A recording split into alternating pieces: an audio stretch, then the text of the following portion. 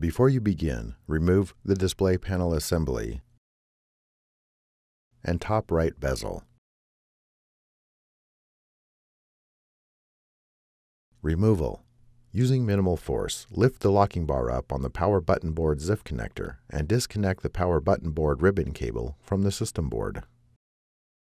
Carefully separate the power button board ribbon cable and board from the adhesive that secures it to the right speaker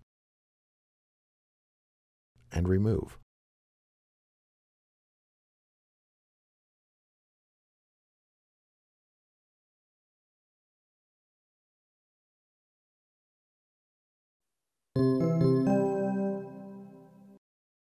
Replacement. Place the power button board into position on the right speaker and apply pressure to adhere it into position. Insert the power button board ribbon cable into the power button board ZIF connector on the system board.